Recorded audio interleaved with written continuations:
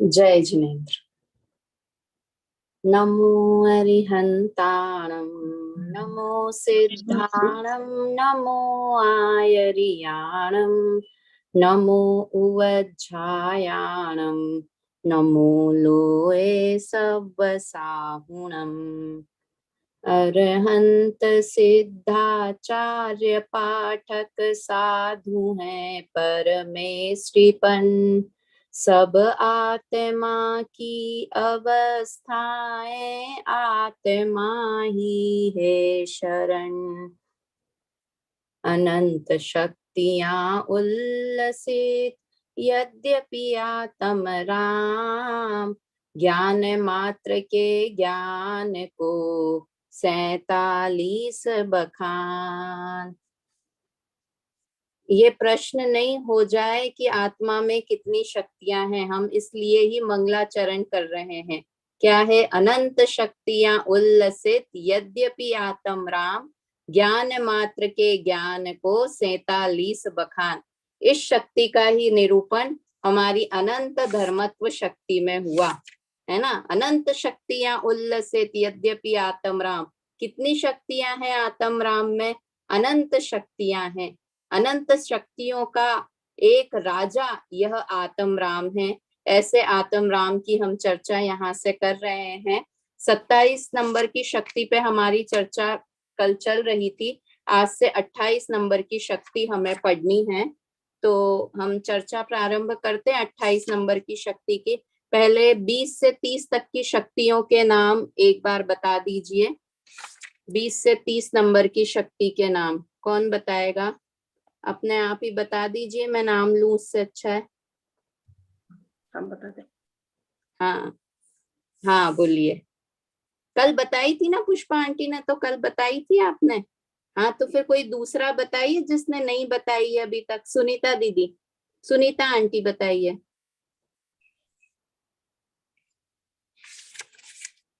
Unmute कर लीजिए। 1 से 30 तक बता दूं क्या शुरू से? नहीं, 21 से 30 तक बताइए ताकि अपना समय थोड़ा बचेगा। अकर्तृत्व शक्ति, अभोगत्व शक्ति, नियत प्रदेशत्व शक्ति, नियत व्यापकत्व शक्ति, साधारण असाधारण शक्ति और तत्व शक्ति, तत्व शक्ति नहीं, अनंत धर्मात्मक शक्ति और विरुद्ध धर्मात्मक शक्ति।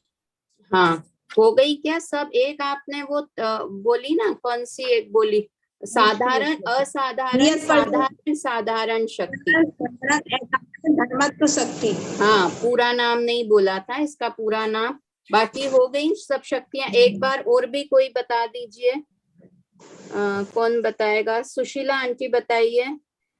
अकर्तृत्व शक्ति, अभोक्तत्व शक्ति, निष्क्रियत्व शक्ति, नियत प्रदेशत्व शक्ति और अधर्म सधर्म व्यापकत्व शक्ति, साधारण असाधारण, साधारण असाधारण धर्मत्व शक्ति और अनंत धर्मत्व शक्ति और एकत्व शक्ति, विरुद्ध विरुद्ध धर्मत्व शक्ति और तत्व शक्ति और अतत्व शक्ति।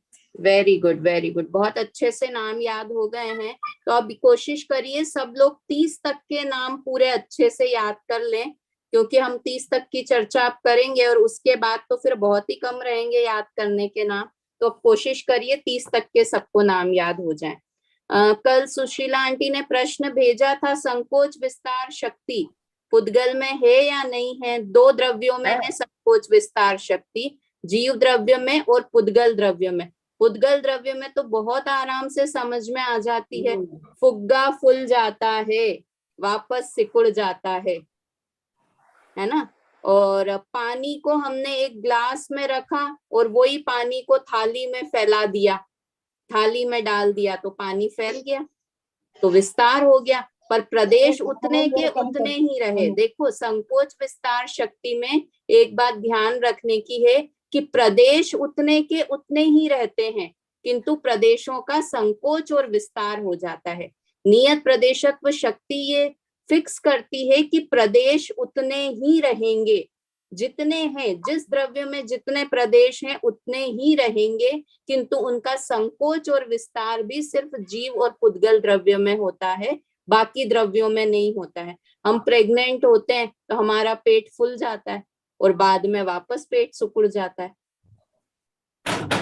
है ना। तो ऐसे पुद्गल में तो बहुत सारा रबर लेते हैं, खींचते हैं, छोटा हो जाता है, बहुत सारे पुद्गल में तो। और गैस होती है, गैस फैल जाती है या नहीं पूरे में।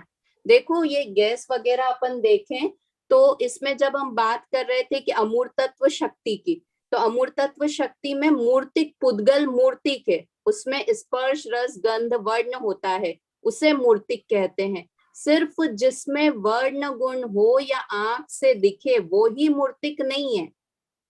जिसमें स्पर्श होते चारों ही गुण हैं, किंतु कोई ज्यादा विजिबल होता है, कोई कम विजिबल होता है। जैसे गैस है, गैस आंख से नहीं दिखती, जो अपने सिलेंडर में भरी होती है, उसमें वर्ण गुण से नहीं है, उसकी मुख्यता गंध गुण, उसमें गंध गुण मुख्य है ना, क्योंकि हम खुशबू से सूंघ पाते हैं उसे कि गैस है। तो इस तरह से होते चारों ही गुण हैं, किंतु कोई गुण मुख्य होता है। तो मूर्त जब भी बोले तो मूर्त का अर्थ आंख से दिखे वही नहीं लेना, है ना, जिसमें स्पर्श रस गंध वर्ण चारों गुण पाए जाएं। हो सकता है कोई सा गुण मुख्य हो और कोई सा गुण गौण रूप से हो। ठीक है, तो इस तरह से सुशीला आंटी संकोच विस्तार शक्ति तो पुद्गल में होती ही है, और उसके साथ में जीव के प्रदेश भी वहीं पर है, तो जीवों में भी संकोच विस्तार होता रहता है। जीव की अपनी शक्ति है, पुद्गल के कारण जीव में नहीं हो रहा है, जीव के कारण पुद्गल में नहीं हो रहा है। दोनों में एक कॉमन शक्ति है जिसका नाम है संकोच विस्तार शक्ति। हमको क्या लगता है, हमारे पास जो चीज हो वो दूसरे के पास नहीं होनी चाहिए, है ना, किंतु ऐसी अनेक शक्तियां हैं जो हम में भी हैं और दूसरे द्रव्यों में भी हैं, जिसे हम कहते हैं साधारण धर्म। साधारण असाधारण, साधारण असाधारण पढ़ा ना हमने। तो ऐसे गुण भी आत्मा में, उससे कोई आत्मा की क्रेडिट कम नहीं हो गई, आत्मा की वैल्यू कम नहीं हो गई, है ना। आत्मा में तो अपने अनंत गुण हैं ही, किंतु अनंत गुण ऐसे भी हैं जो आत्मा में भी हैं और दूसरे द्रव्यों में भी हैं। तो संकोच विस्तार एक ऐसा ही गुण है जो आत्मा में भी है और पुद्गल में भी है।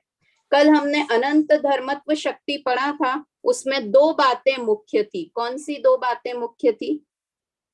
एक तो लक्षण अलग अलग है, विभिन्न लक्षण वाले हैं, हाँ, और दूसरे संख्या में अनंत है ना। दो बातें कि विलक्षण लक्षण वाले हैं, मतलब विलक्षण लक्षण वाले हैं, अर्थात सब एक दूसरे से, सबके लक्षण अलग अलग हैं, और वो संख्या में कितने हैं कि अनंत हैं। तो अब अगला प्रश्न हो गया कि लक्षण से हैं, पर आत्मा में कोई ऐसी शक्ति भी है जो विरोधियों को पास में लेके रखे, साथ में लेके रखे विरोधियों को भी। तो कहा हाँ, एक ऐसी भी शक्ति है जिसका नाम है विरुद्ध धर्मात्व शक्ति। पढ़ते हैं हम विरुद्ध धर्मत्व शक्ति के बारे में। ओहो, आज तो शेयर होने में थोड़ी दिक्कत होगी।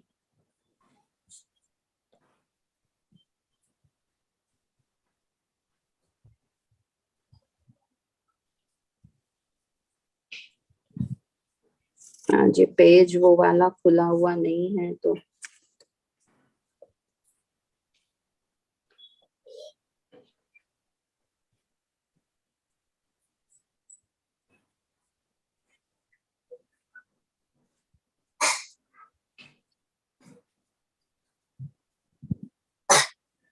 आज चलिए आप लोग जिनवाणी से ही देखिए, क्योंकि ये पेज खुला हुआ नहीं है तो बहुत टाइम लग जाएगा मुझे ये ओपन करने के लिए। तो आप जिनवाणी, है ना, जिनवाणी में ही देखिए। विरुद्ध धर्मत्व शक्ति कौन से नंबर की शक्ति है? 28 नंबर की शक्ति है विरुद्ध धर्मत्व शक्ति। अमृतचंद्र आचार्य देव ने क्या लिखा, छोटा सा, बहुत छोटी सी परिभाषा दी है। तद्रूपमयत्व लक्षणा विरुद्ध धर्मत्व शक्ति ही। दो शब्द है, तदत, तद और अतद, दो हो गए। देखो संस्कृत कितनी अच्छी भाषा है, छोटे से में दो शब्द हो गए, तद अतद, है ना। द है उसी में ही अ इंक्लूड है, तद अतद। द्रूप, द्रूप मतलब रूप, तद्रूप और अतद रूप, दोनों में रूप दोनों में लगाना है। तद्रूप और अतद रूपमय लक्षण है जिसका, उस शक्ति का नाम विरुद्ध धर्मत्व शक्ति है। तद्रूप भी और अतद रूप भी, इसका मतलब है कि जो विरुद्ध धर्मों को धारण करने वाली है उस शक्ति को कहते हैं विरुद्ध धर्मत्व शक्ति। अनंत धर्मत्व शक्ति है, वो ये बताती थी कि विभिन्न लक्षण वाले अनंत गुण आत्मा में रह सकते हैं। और विरुद्ध धर्मत्व शक्ति बता रही है कि विरुद्ध दिखने वाले अनंत धर्म युगल भी आत्मा में रह सकते हैं। फिर से बोलूं, अनंत धर्मत्व शक्ति बताती थी कि गुण, अनंत गुण आत्मा में रहते हैं, और विरुद्ध धर्मत्व शक्ति बताती है कि विरुद्ध लगने वाले, विरुद्ध प्रतीत होने वाले अनंत धर्म भी आत्मा में रहते हैं। जो रहते हैं, वो जो कार्य करती है, उस शक्ति का नाम विरुद्ध धर्मत्व शक्ति है ना। अब विरुद्ध धर्म क्या होते हैं? विरुद्ध धर्म क्या होते हैं कि देखो, हाँ, विरुद्ध वास्तव में विरुद्ध होते नहीं है, विरुद्ध प्रतीत होते हैं। वास्तव में विरुद्ध कुछ भी नहीं होता है। जैसे उदाहरण देते ना कि दो लोग आपस में, मैं और मेरा बेटा आपस में शतरंज खेल रहे हैं, तो हम आपस में मित्र हैं या हम आपस में शत्रु हैं? मित्र ही है, मित्र भी है, शत्रु भी है। मित्र भी है और शत्रु भी हैं।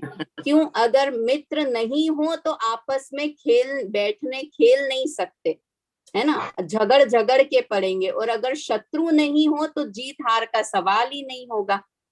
तो मित्र भी है, हमें ऐसा प्रतीत होता है कि ये विरुद्ध धर्म है, किंतु वास्तव में कोई भी विरोधी धर्म आपस में नहीं होता। ये विरुद्ध धर्मत्व शक्ति क्या बताती थी? साथ रहने में, स्वरूप में विरोध है, साथ में रहने में विरोध नहीं है।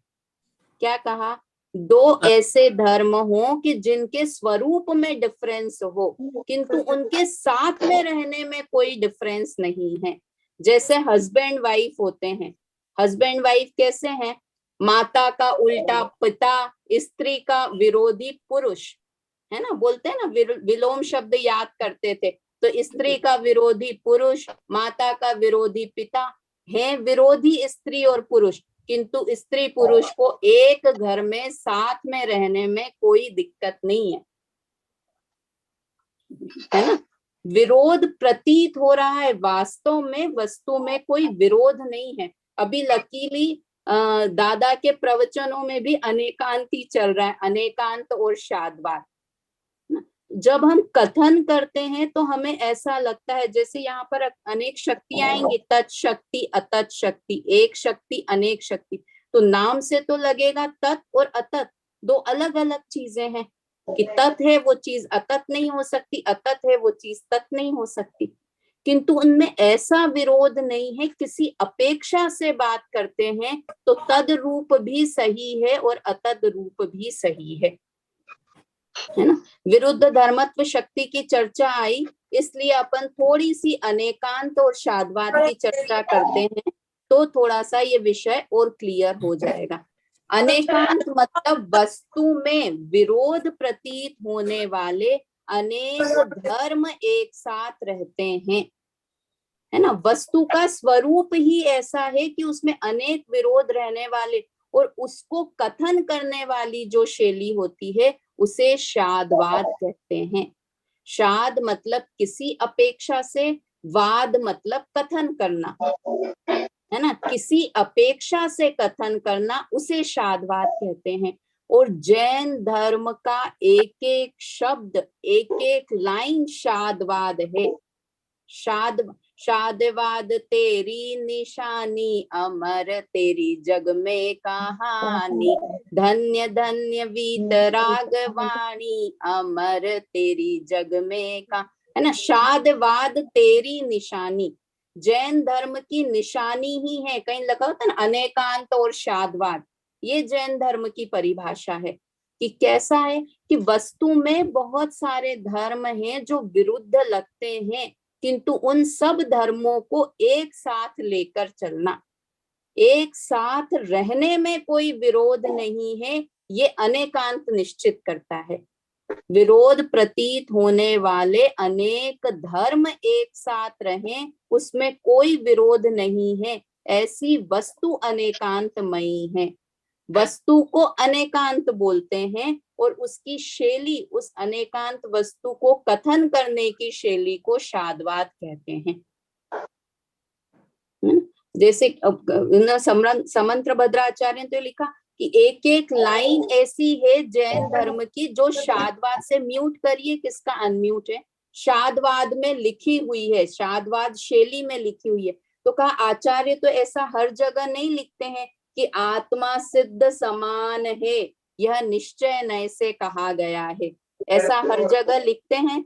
मैं दुखी हूं, ये व्यवहार नय से कहा गया है। मैं ज्ञानानंद स्वभावी हूँ, ये निश्चय नय से कहा गया है। ऐसा हर एक लाइन के बाद लिखते नहीं है, किंतु अपने आप समझने वाली बात है कि जब हम आत्मा को कह रहे हैं कि मैं बहुत दुखी हूँ, तो वो व्यवहार का कथन है, किसी अपेक्षा से कथन किया है।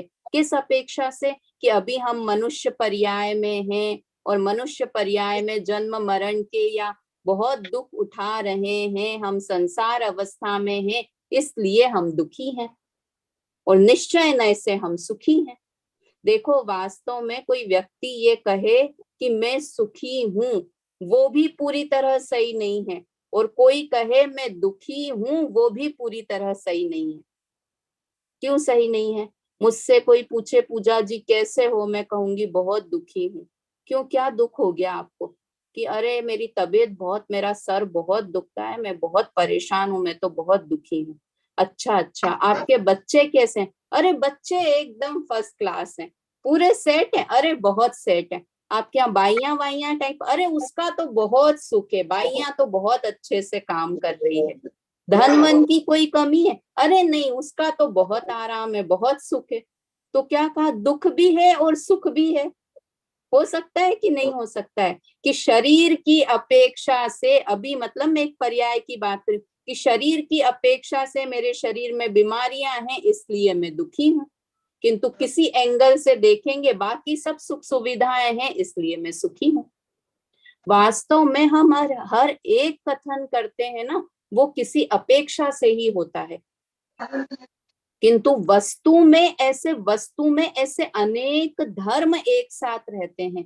जैसे कोई कहे कि आप माँ हो या बेटी हो। कौन हूं मैं, माँ हूं या बेटी हूं? माँ और बेटी तो विरोधी चीजें हैं, किंतु दोनों हूं या नहीं हूं मैं? कि दोनों, और कब हूं? आज मैं यहाँ बैठी हूँ जयपुर में तो मैं माँ हूँ, कल मैं उज्जैन में चली जाऊंगी तो मैं बेटी हो जाऊंगी, ऐसा है? एक ही साथ, एक ही समय पर हमेशा ये अनेकांत एक ही वस्तु में एक ही समय पर लागू होता है। मैं इस समय भी माँ हूं और इसी समय बेटी भी हूं, है ना? तो ऐसे वस्तु में अनेक धर्म जो विरोधी लगते हैं, हमें लगते हैं, किंतु उन्हें साथ में रहने में कोई विरोध नहीं है।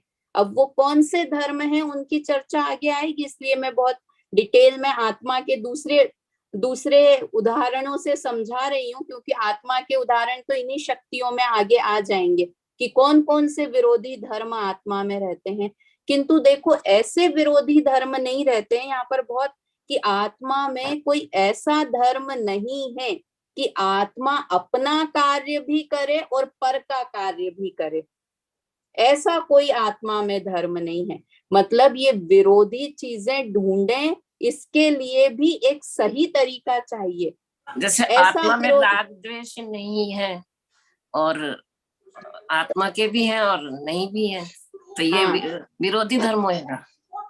हाँ नहीं, ये क्या अपन ये बोलेंगे द्रव्य से और पर्याय से बात करेंगे, है ना, कि पर्याय में तो विरोध राग द्वेष है, किंतु निश्चय से हम देखें तो राग द्वेष आत्मा में नहीं है, है ना? तो पर्याय अपेक्षा से बात हो गई, तो वो भी नए अपेक्षा से बात हो गई कि आत्म द्रव्य में नहीं, जितनी भी बातें ये आत्मा की हम करेंगे ना, तो उसमें द्रव्य और पर्याय के भेद से करेंगे, कि वस्तु के स्वभाव में ऐसा नहीं है, किंतु पर्याय में राग द्वेष, हाँ अभी मुझे राग द्वेष है या नहीं है।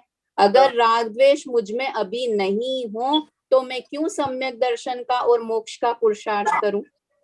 और अगर मेरे स्वभाव में ही राग द्वेष हो तो भी मैं उसे नष्ट करने की क्यों कोशिश करूं, क्योंकि स्वभाव का तो कभी नाश ही नहीं होता है। राग द्वेष हमेशा मेरे रहेंगे क्योंकि मेरे स्वभाव है। इसलिए राग द्वेष है भी और नहीं भी है। कि निश्चय से बात करेंगे तो आत्मा में राग द्वेष है ही नहीं। देखो ही और भी की भी बात समझते हैं, है ना। आत्मा जैसे जैन धर्म है, वो कई लोग कहते हैं कि जैन धर्म गुड़कना लोटा है। कैसा गुड़कना लोटा है कि भी लगा देता है।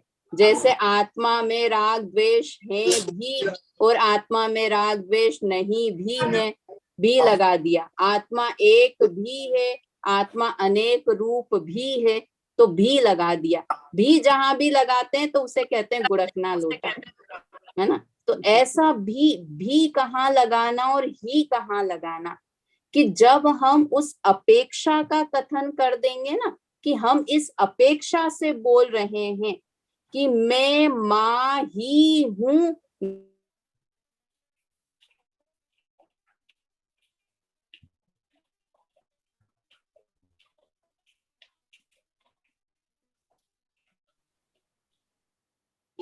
बात है, तो क्या है, तब वहां पर भी शब्द लगेगा, है ना। कि मैं माँ भी हूँ, बेटी भी हूँ, पत्नी भी हूँ, भारतीय भी हूँ, राजस्थानी भी हूँ, जैनी भी हूँ, मुमुक्षु भी हूँ। कितने सारे भी लग गए, है ना।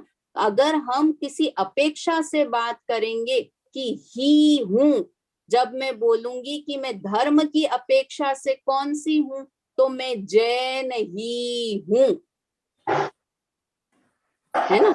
ही और भी, हाथी का उदाहरण अनेकांत के लिए, अनेकांत की जब भी चर्चा चलती है आप लोगों ने मंदिर में भी लगा हुआ देखा होगा, है ना। किंतु कई लोग नए भी हैं, नए लोग भी सुनते हैं, तो थोड़ा सा इस उदाहरण को समझ लेते हैं तो अनेकांत समझ में आ जाएगा। अंधे लोग थे, है ना, 6 अंधे लोग थे, उनको हाथी के पास ले जाया गया।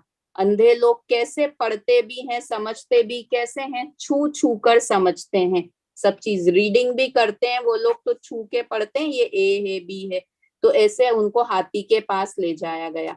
तो एक अंधे को अलग अलग जगह खड़ा कर दिया। एक अंधे ने हाथी की पीठ पर हाथ रखा, एक अंधे ने हाथी की सूंड पर हाथ रखा, एक ने कान पर हाथ रखा, एक ने पैर पर हाथ रखा, एक ने पूंछ पर हाथ रखा।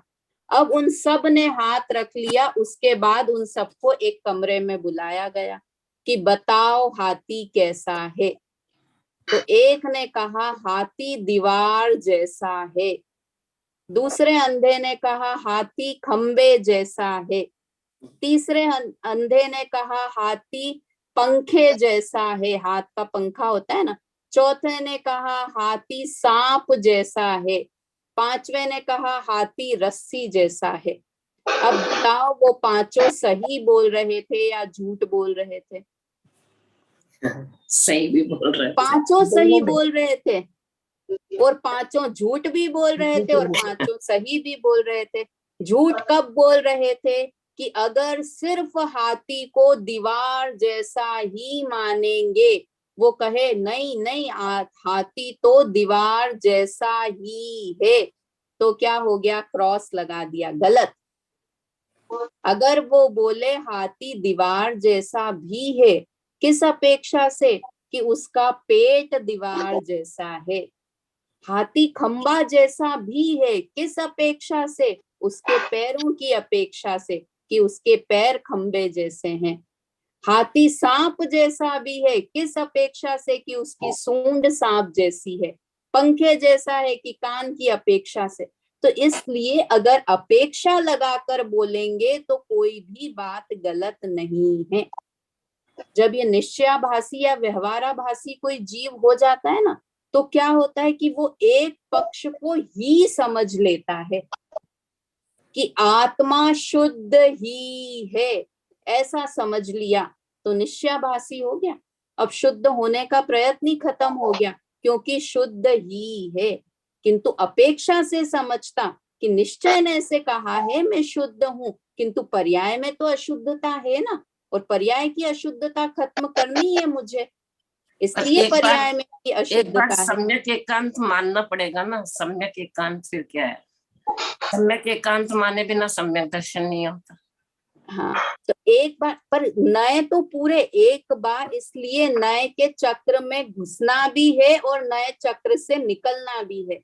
समझने समझाने के लिए ये सारे नए हैं, किंतु हम उसी में उलझ कर रह जाएं। सम्यक एकांत, ये तो होता है ना 5 तरह के मिथ्यात्व होते हैं, तो उसमें एकांत नाम का मिथ्यात्व भी है, और एकांत एक सम्यक भी है, सम्यक एकांत भी है और मिथ्या एकांत भी है ना। तो जहां ही और भी समझा वो सम्यक एकांत है, और जहां ही और भी नहीं समझा वो मिथ्या एकांत है। तो इसलिए इनको समझना बहुत जरूरी है, और यही विरुद्ध धर्मत्व शक्ति बता रही है। क्या बता रही है? कि स्वरूप में विरोध होने पर भी साथ रहने में कोई विरोध नहीं है। जैसे परिवार में हर तरह के लोग रहते हैं, सब विरोधी लक्षण वाले हैं, स्त्री और पुरुष एकदम विरोधी हैं, किंतु फिर भी उनके साथ में रहने में कोई विरोध नहीं है ना। ऐसे बोलते हैं कि उदाहरण में एक और देते हैं ना, आप गोरे हो या काले हो। कोई मुझसे पूछे पूजा जी आप गोरे हो या काले हो, सुशीला आंटी गोरी हैं या काली हैं? बोलो कौन बताएगा? उनकी पूरी फैमिली में, सुशीला आंटी की पूरी फैमिली में सब एकदम दूध जैसे गोरे हैं। तो किसकी अपेक्षा से बताया? कि पूजा भाभी की अपेक्षा से बोलेंगी तो सुशीला आंटी गोरी हैं, और कोई अमेरिकन आके खड़ा हो जाए तो उसके सामने सुशीला आंटी काली हैं, है ना। तो वस्तु में वास्तव में हम अपेक्षा से बात करेंगे तो गोरे और काले की बात आएगी। एक लाइन मैंने एक ब्लैक बोर्ड पर खींच दी, एक लाइन। अब ये लाइन छोटी है या बड़ी है? अंजलि जी, रजनी जी, छोटी है या बड़ी है? उसके बाजू में दूसरी लाइन खींच देंगे तो छोटी बड़ी। किसी अपेक्षा से, दूसरी लाइन की अपेक्षा से बात करेंगे तो पहली लाइन छोटी है या बड़ी है?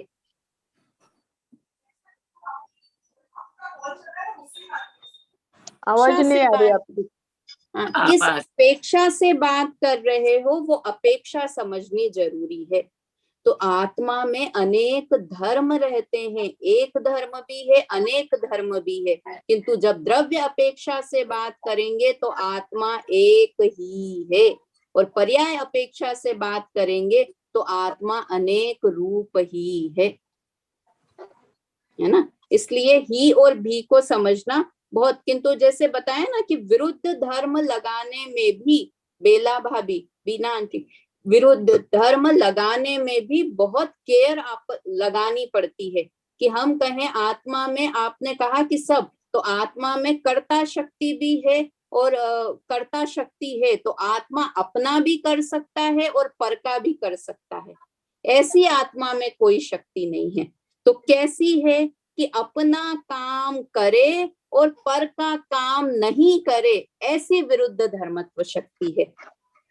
ये विरोधपना नहीं हुआ कि अपना कार्य भी करे और पर का कार्य भी करे, ये विरोधीपना नहीं हुआ। अपना कार्य करे और पर का कार्य नहीं करे, ऐसा विरोधीपन आत्मा में है, ऐसी विरुद्ध शक्तियां आत्मा में है। चलिए अपन यहाँ से पढ़ते हैं, जिसके पास ग्रंथ है उनमें से कोई पढ़िए। आज शेयर तो नहीं हो पा रहा है, किसके पास है ग्रंथ? हाँ पढ़िए, हाँ पढ़िए। तद्रूपमयता और अतद्रूपमयता जिसका लक्षण है, उस शक्ति का नाम विरुद्ध धर्मत्व शक्ति है। अनंत धर्मत्व शक्ति में यह तो स्पष्ट हो गया था कि भिन्न भिन्न लक्षण वाले अनंत धर्म आत्मा में रहते हैं, पर यह बात स्पष्ट नहीं हो पाई थी कि क्या परस्पर विरुद्ध स्वभाव वाले धर्म भी एक साथ एक आत्मा में रह सकते हैं। यह विरुद्ध धर्मत्व शक्ति ये बतलाती है कि न केवल अनंत धर्म है किंतु परस्पर विरोधी प्रतीत होने वाले अनंत धर्म युगल भी आत्मा में एक साथ रहते हैं। विभिन्न लक्षणों वाले अनंत गुणों को धारण करना अनंत धर्मत्व शक्ति का कार्य है और परस्पर विरुद्ध प्रतीत होने वाले अनंत धर्म युगलों को धारण करना विरुद्ध धर्मत्व शक्ति का कार्य है। और पढ़ दीजिए। इस विरुद्ध धर्मत्व शक्ति में मात्र यही बताया गया है कि इस भगवान आत्मा में न केवल विभिन्न लक्षण वाले गुण एक साथ रहते हैं, अपितु यह भी स्पष्ट किया गया है कि परस्पर विरुद्ध प्रतीत होने वाले अनंत धर्म भी एक साथ ही रहते हैं। इस प्रकार विरुद्ध धर्म शक्ति के निरूपण के उपरांत तत्व अतत्व शक्ति की चर्चा करते हैं। देखिए कितने अच्छे से, देखो ये लाइन, लास्ट लाइन अच्छे से पढ़िए। अपितु यह भी स्पष्ट किया गया है कि परस्पर विरुद्ध प्रतीत होने वाले शब्द समझ में आता है कि कोई भी वस्तु गलत नहीं है, विरोधी नहीं है। जैसे हस्बैंड और वाइफ, अगर मैं अलग बोलूंगी कि हस्बैंड, तो वो हस्बैंड विरोधी है क्या? अरे किसका विरोधी है? तो हमें विरोधी प्रतीत हो रहा है, वस्तु के स्वरूप में विरोधीपन नहीं है। जब सामने वाइफ है तो वाइफ के विरोध में हस्बैंड विरोधी हुआ, मतलब विरुद्ध हुआ। ऐसे लड़ाई झगड़े वाला नहीं, पर अपन लिंग भेद में कि स्त्री लिंग और पुरुष लिंग, इस तरह से विरोध। तो विरोध प्रतीत होता है, वस्तु के स्वभाव में विरोधीपन नहीं है।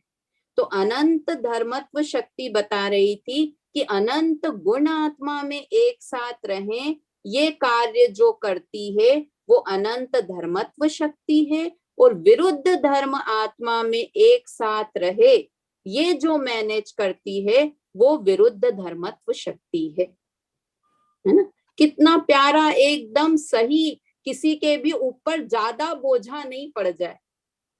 इसलिए ये सारी शक्तियां अपना अपना कार्य करती है। हमारे शरीर में इतने सारे हिस्सा नहीं हो, एक ही खाली हार्ट ही हो, वो हार्ट ही सारा, किडनी का, लीवर का, सबका काम एक हार्ट ही करता रहे, तो वो बहुत जल्दी बीमार हो जाएगा। क्यों? क्योंकि इतना बोझा उसके ऊपर आ गया है। तो हर कार्य करने के लिए आत्मा में अलग अलग शक्तियां हैं। किसने बना दी ये शक्तियां? भगवान ने डाल दी होंगी ये शक्तियां? नहीं। राजेश आंटी, किसने डाल दी? कि बनी बनाई ये व्यवस्था है। जैसे शरीर को भी कई लोग कहते हैं ना भगवान ने बनाया, भगवान ने नहीं बनाया। सारी व्यवस्थाएं, पूरा नेचर प्रॉपर तरीके से सुचारू रूप से चल रहा है। प्रकृति की हवा आना, बारिश आना, मौसम बदलना, सब अपने आप नेचुरल है। शरीर का सारा काम नेचुरल है। तो क्या आत्मा का कार्य करने के लिए किसी की जरूरत है? आत्मा में अपने आप नेचुरल ही ये शक्तियां हैं कि ऐसे बंटवारे शक्तियों में हैं। हमको क्या शरीर के कारण ऐसी आदत हो गई है कि हमें दिखना चाहिए, किडनी कैसी दिखती है, हार्ट कैसा दिखता है, तो हमें दिखना चाहिए विरुद्ध धर्मत्व शक्ति कैसी दिखती है, अनंत धर्मत्व शक्ति कैसे दिखती है। क्यों नहीं दिख रही है ये शक्तियां? क्यों नहीं दिख रही है? कौन बता सकता है एक लाइन में? ये शक्तियां हमें नजर क्यों नहीं आ रही हैं? अभी उछल नहीं रही है, पर्याय में उछलेगी तब नजर आएगी। नहीं, और बताइए अभी क्यों नहीं नजर आ रही है हमें?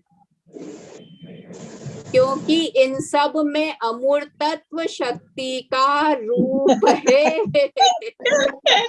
विरुद्ध धर्मत्व शक्ति में अमूर्तत्व शक्ति का रूप है। इसलिए विरुद्ध धर्मत्व शक्ति हमारी जड़ आंखों से दिखाई नहीं दे रही है ना? ये शक्तियां दिखनी चाहिए, किडनी, हार्ट, लीवर जैसी, अरे नहीं दिखेगी, क्योंकि इन सब में अमूर्तत्व शक्ति का रूप है, किंतु अनुभव में आ सकती हैं। केवली ने जो बताया है उसको हम श्रद्धा कर सकते हैं। युक्ति से इस बात की सिद्धि हो सकती है। तीन तरीके बताए हुए इन शक्तियों पे भरोसा लाने के लिए। पहला, युक्ति से बात सोचें कि हाँ वास्तव में ये मैनेजमेंट कौन करता होगा, तो युक्ति से सोचें। दूसरा, आगम से हमें पता है कि हमारे भगवान कभी झूठ नहीं बोलते हैं। क्यों नहीं बोलेंगे? क्योंकि उन्होंने जब अपनी पूजा करने, जैसा कि कोई मेरी पूजा करे ऐसी चीज में ही झूठ नहीं बोला तो ये शक्तियों के विवरण में क्या झूठ बोलेंगे? वो उन्हें क्या मिल रहा था झूठ बोलने से? तो आगम से ये बात सिद्ध है, युक्ति से ये बात सिद्ध है, और अगर हम अनुभव करें तो ये बात सिद्ध हो जाएगी कि हम में अनंत शक्तियां हैं। तो इन शक्तियों पर हम भरोसा करें। अब कल से ये अलग विरोधी शक्तियों की बात करेंगे, 29 और 30 नंबर की। आगे सब एकत्व शक्ति, अनेकत्व शक्ति, भाव शक्ति, अभाव शक्ति, है ना। इस तरह से बहुत सारी विरोधी शक्तियों की यहाँ से चर्चा होने वाली है, इसलिए आज बाहर के उदाहरणों से ही बात करी हमने। जैसे देखो एक और उदाहरण कि व्यक्ति मूर्ख है या इंटेलिजेंट है, ये दोनों अपोजिट चीजें हैं। मूर्ख का अपोजिट इंटेलिजेंट, इंटेलिजेंट का अपोजिट मूर्ख। तो एक व्यक्ति मूर्ख है या इंटेलिजेंट है? दोनों ही दोनों ही। दोनों विरोधी प्रतीत होने वाले धर्म युगल एक व्यक्ति में है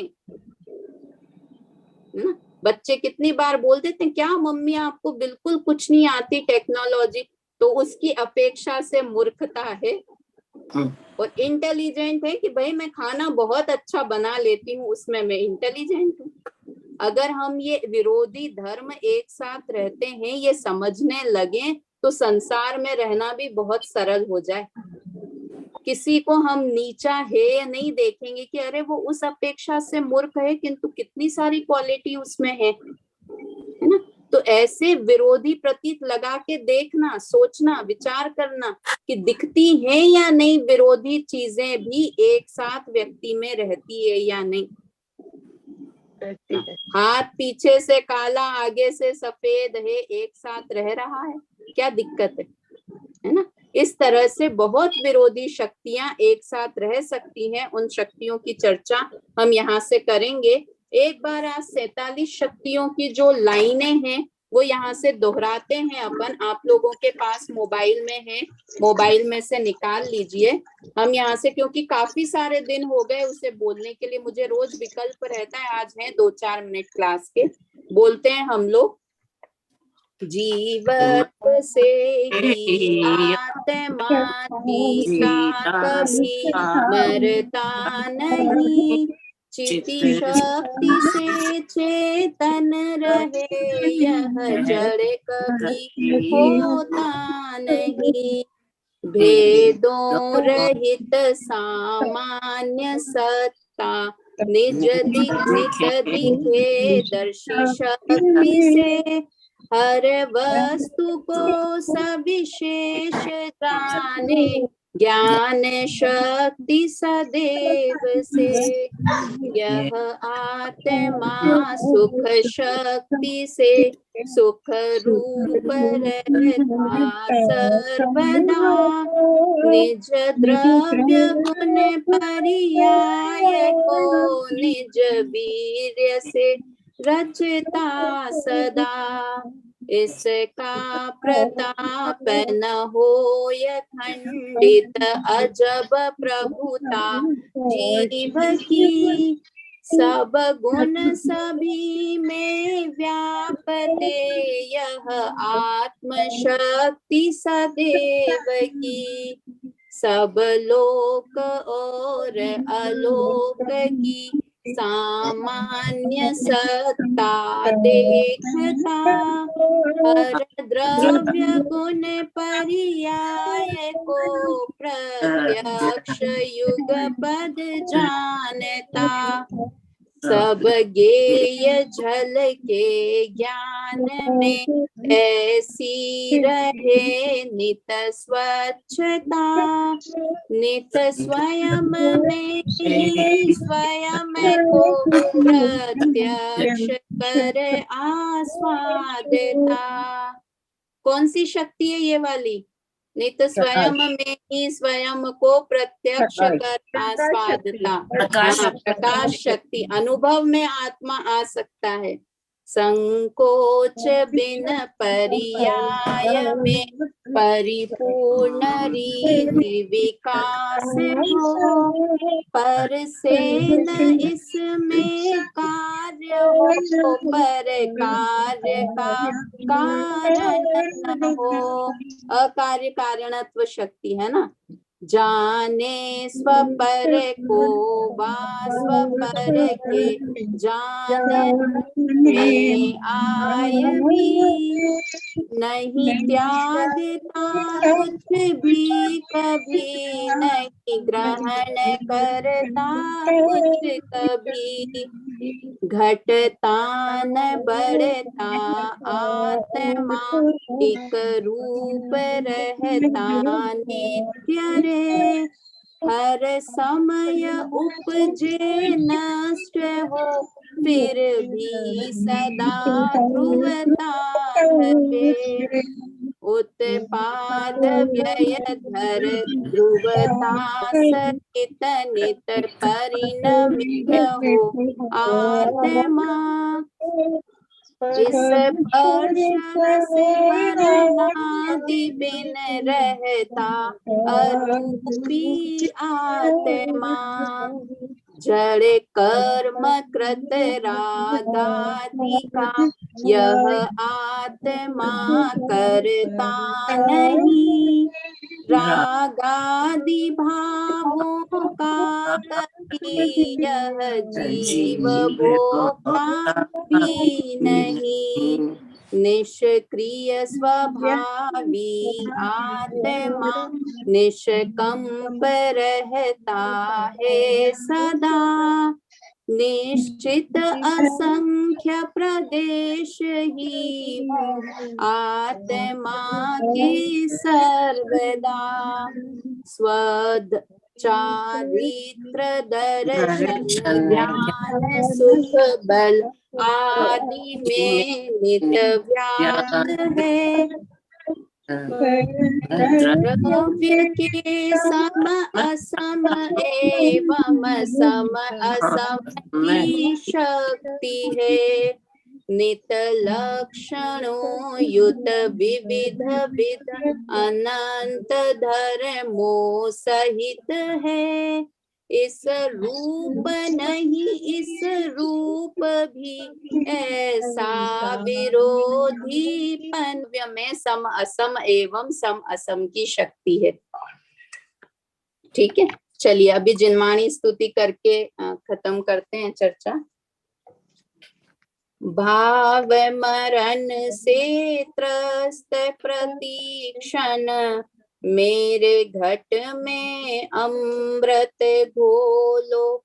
मैं विवेक बिन अंध शारदे, नए अंजन से लोचन खोलो।